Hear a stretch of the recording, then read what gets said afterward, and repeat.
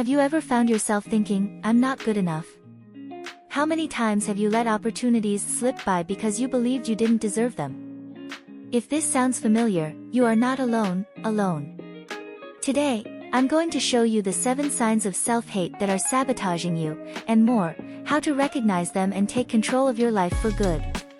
Attention, if you miss any part of this video, you may end up missing the key to breaking this cycle. Here, you will understand why you are so critical of yourself, why you always feel inferior to others, and how the fear of failure is holding you back. This could be the insight that will transform your mindset, just as it has transformed the lives of many. If you're tired of feeling this way and want to finally break free, watch until the end, because the answers you need are here. And if you leave now, you may be missing a unique opportunity for change.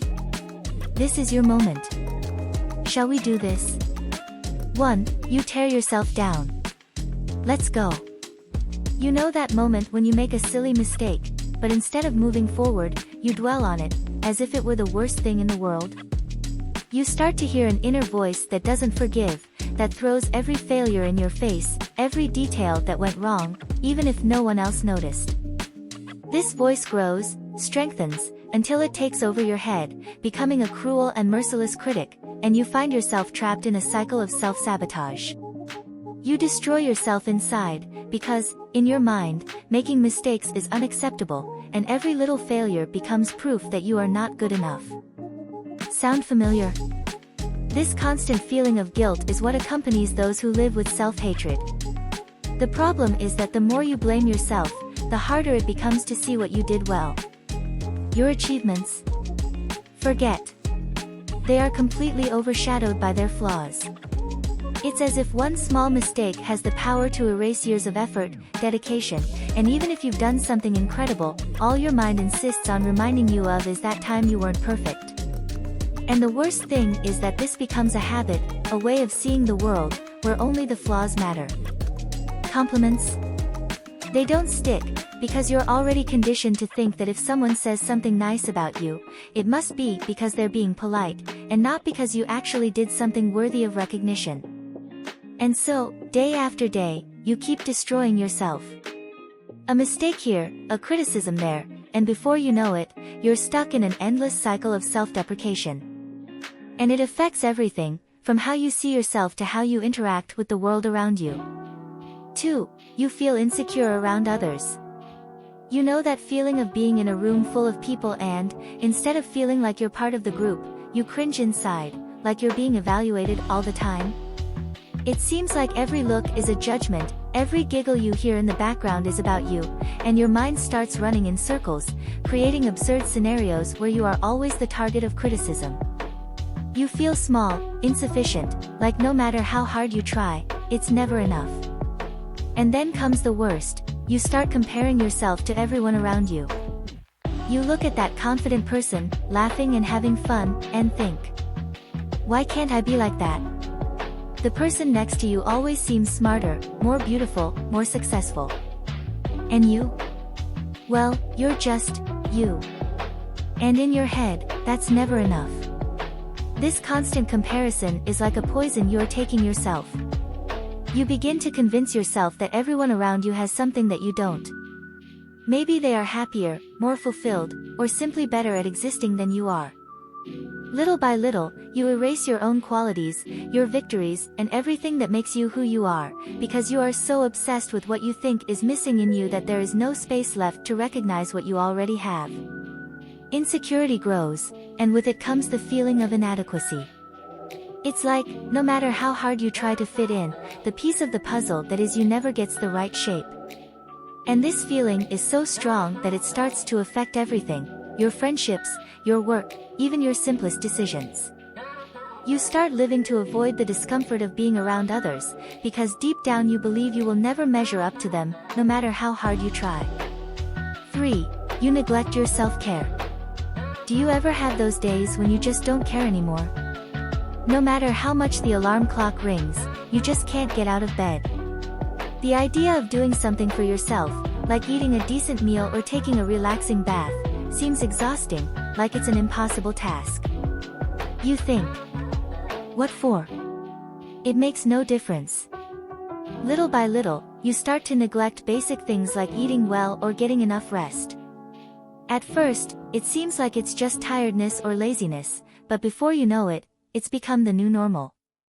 And the worst part is that, deep down, you know this isn't healthy. You know you should be taking care of yourself, but somehow you just can't.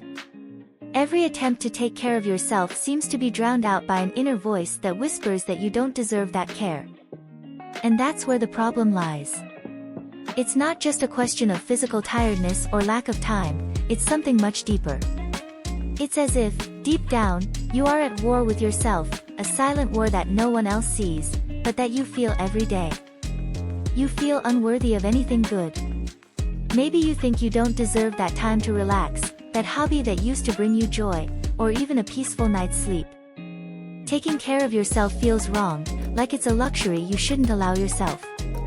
The truth is, the more you neglect self-care, the more you feed this idea that you don't deserve anything good.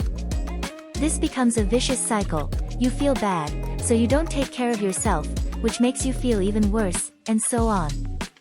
Suddenly, looking in the mirror and seeing someone you barely recognize becomes part of the routine. It's like every little thing, from wearing clothes that make you feel good to taking time to rest, is too much, like you're sabotaging your own happiness. 4. You don't let yourself be happy. You know that strange feeling when something good happens in your life, but instead of feeling joy, you start looking for flaws? Like, oh, that only happened because I was lucky, or it won't last long. Yeah, that's the voice of self-hatred speaking louder. Instead of embracing happy moments, you push them away, as if they weren't made for you. It's as if happiness was a gift that you didn't allow yourself to open. And no matter how well things are going, you always find a way to focus on what could go wrong. When someone compliments you, instead of accepting it, you start to suspect, are they just being nice? They can't be serious. This constant doubt erodes your ability to see the good in you and around you. And then, when life gives you a moment of peace, of success, you almost sabotage yourself. He becomes uncomfortable, thinking he doesn't deserve it. It's as if, deep down, you're convinced that happiness isn't something that should be part of your life. You may even believe that others deserve to be happy, but you? Not so much. You build walls around your heart and resist any help or affection they try to offer you. And when people around you try to lift you up, telling you that you deserve to be happy, you respond with an invisible barrier that screams, "No, I'm not worthy of it." The problem is that over time this becomes a self-fulfilling prophecy. The more you reject happiness, the harder it becomes to allow yourself to feel it, and the more gray life seems. Even when something incredible happens, you focus on the little imperfections, the smallest details that could have been different. And so, little by little, happiness becomes something unattainable, as if you were always running after it, but never reaching it, because, in your head, it simply wasn't made for you. 5. You isolate yourself from others. Have you ever found yourself, without realizing it, starting to avoid people? As if suddenly every invitation to hang out is a burden rather than an opportunity to connect? And then, little by little, you stop responding to messages, making excuses not to show up, telling yourself that you're just tired or too busy. But, deep down, the truth is much more complicated, isn't it? Deep down, you begin to believe that your presence is a burden on others. That, somehow, you are just taking up space, annoying, without really belonging. And the more you think like this, the more you withdraw, because the idea of being with other people starts to feel suffocating. That lunch with friends, which used to bring you joy, now seems like an obligation you can barely bear. And then, the cycle repeats itself. You isolate yourself, you think you're doing everyone a favor by staying away, but in reality, you're just reinforcing this feeling that you're not worthy of love, attention, or affection. Isolation begins slowly, almost imperceptibly. An event you miss here, a call you ignore there. But over time, it becomes part of your routine. You start to believe that no one really wants you around, and that if you just disappeared, people wouldn't even notice. And this belief grows, eating away at you from the inside, until, at some point, loneliness is no longer a choice, but a condition from which you cannot escape. The problem is, the more you isolate yourself, the harder it becomes to break this cycle. The distance between you and others expands, not only physically, but emotionally as well. The few times you allow yourself to be close to someone, you feel uncomfortable, out of place, as if you are invading their space. And this feeling of being an intruder only reinforces the idea that it is best to be alone. After all, in your mind, it's easier to deal with the pain of being alone than to face the fear of being rejected, even if that rejection is something you built only within yourself. 6. You put on a facade for others. Have you ever felt like you're acting on stage, putting on a mask every time you leave the house, pretending to be someone you're not?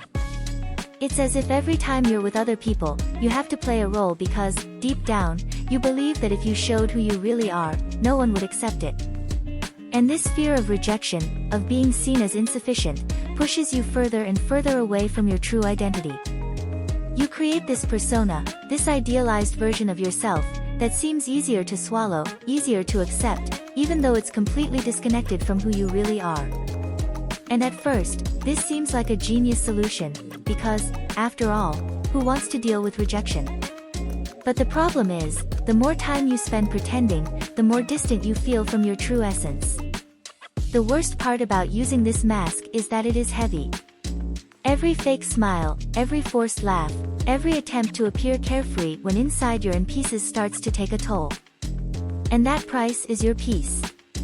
You get tired, not just physically, but emotionally, because deep down you know you are living a lie. You look in the mirror and see a stranger, someone you don't even recognize anymore, because you're so used to wearing the mask that you've forgotten what it's like to be authentic. And that hurts, because as much as the people around you seem to like who you're pretending to be, you know that this acceptance isn't real. They are not accepting you, are accepting the mask. And this causes the self-hatred to grow even more, because the message you are sending yourself is clear: who I really am is not enough. And so, you get stuck in this cycle. Every time someone comes close to finding out who you really are, you step back, put the mask back on, and pretend like everything is fine. You adapt, change your personality according to the environment, because you believe that the only way to be accepted is to be what others want you to be. But deep down, all you really want is to take off that mask and show who you really are, but the fear that no one will like what they find is what stops you. And it consumes you, until you completely lose yourself in this facade you created. 7. You're afraid to dream big. Have you ever caught yourself imagining something great for your life and, soon after, your brain practically trips you up, filling your mind with doubts? Like, you have an amazing idea, a plan that could really change everything, but before you even start implementing it, you're already thinking about all the ways it could go wrong. That fear of failure appears like a shadow, and suddenly dreaming big seems dangerous. After all, who are you to want something so good, right? This thought takes over, and instead of moving forward with your ambitions, you end up shrinking, returning to that comfort zone that seems so safe, but is actually imprisoning you. And the worst thing is, the more you repress these desires, the more you convince yourself that you don't deserve anything more than what you already have. You start to believe that dreaming big is not for you, that this is for others. Those others who, in your mind, have something special that you simply don't have. Maybe it's more luck, more talent, or maybe they're just more worthy. And so, every time an opportunity arises, the fear of failure makes you take a step back. You start to avoid challenges, to settle for the minimum, because, in your mind, it's better not to try than to try and not succeed. But this fear of dreaming big goes beyond the fear of failure. It's deeply rooted in that feeling that you don't deserve anything great. As if somehow your hopes and dreams are bigger than you. And so, you sabotage yourself, hiding behind excuses like, it's not the right time, or maybe I'm not that good. But the truth is, you're just scared. Fear of leaving your comfort zone, fear of taking risks and, most importantly, fear of discovering that you may, indeed, be able to achieve your dreams, because, deep down, the idea of being successful can be as scary as it is. to fail. If these signs make sense to you and you find yourself reflecting on how this affects your life, now is the time to take action. If this video helped you in any way, don't forget to leave a like. This helps me to continue bringing more content that really makes a difference. Activate the notification bell so you don't miss any new videos, because the tips that are out there could be exactly what you need to follow this process of change. Thanks for watching, and remember, you deserve the best. Until later.